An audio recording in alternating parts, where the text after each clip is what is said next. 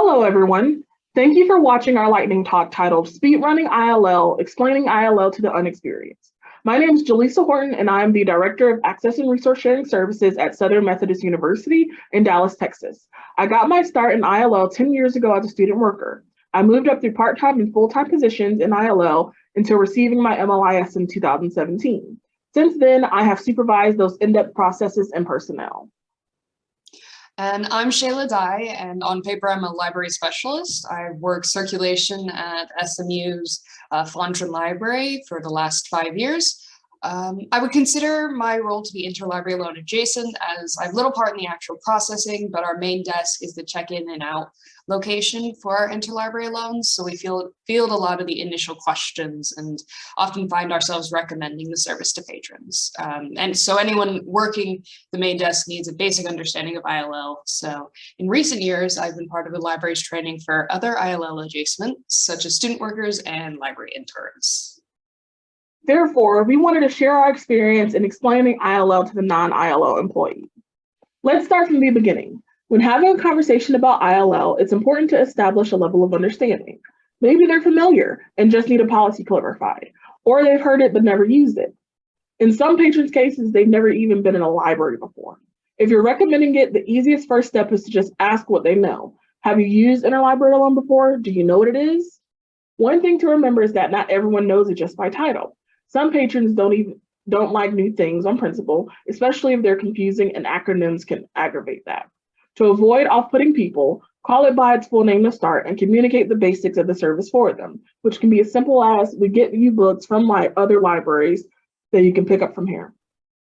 That's usually enough explanation for a patron who just really needs a book, but for the most inquisitive, it helps to describe what using ILL would be like. We might not have what you're looking for, but if we can find someone who does, they'll mail it to us so you can check it out like a regular book. And not just books. Depending on your institution, the ILO department might have access to excerpts, articles, translations, and even multimedia. If you're looking for something, it doesn't hurt to ask. It's important to make sure your staff understand this in the patron's view and are able to effectively articulate that to them.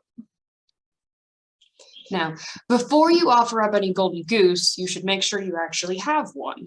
What I mean is familiarize yourself with the menu. See what can be requested with your library service, and while you're at it, see what other policies you have posted, and think about how you would describe finding that information for a patron. It helps to take a few minutes to go through the request process yourself so you're ready to help patrons with any sticking points. As a supervisor, be ready with resources to make it easy on staff to find this information. No matter how long you're in or adjacent to interlibrary loan, patron questions can come out of nowhere and be entirely unique. So equip your patrons and your coworkers alike with sources of information to learn from and lean on. In conjunction with knowing the ILO rules, you have to know the patron experience. How can you instruct the service if you don't know what the service is or how to use it? Get in there, use the logins and flow with the process and see what happens. Play around and see what is required. I would also add that you need to know the point of contact for ILO inquiries. If it changes depending on the department, patron type, etc., have that documented.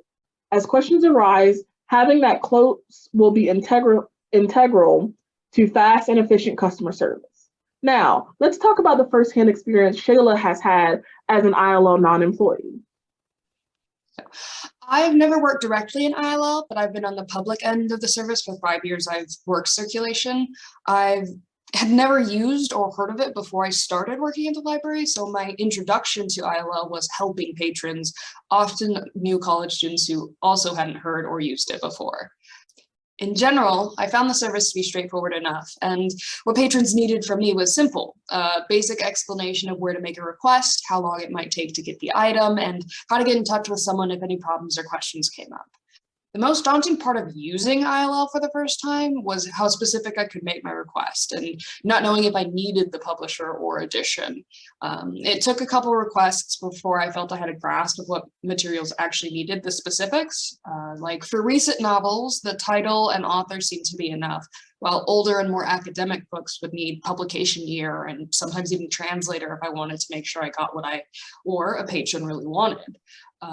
It's a process that you really only need to go through once or twice to get a working grasp of it, but I'm still finding new options and details about the service that fill my understanding out even more as time goes on. Thank you, Shayla, for telling us your experience. Overall, there are 3 takeaways from this program. 1, find out what your non-ILL employees know. Ask some questions and find their knowledge base before getting started. 2, know what they need to know. Have those sections ready and documented so that you can give them the information they need to get started. And 3, recognize the barriers of ILL that employees will need to break through in order to understand and articulate ILL basics to others. If you have had those questions before or seen them pop up, more than likely others will have those same questions. With these in mind, you can set your employees up for lasting success. At the link below, you can find training documentation that we have previously used. Please feel free to make versions of that for your own institutions. Thank you.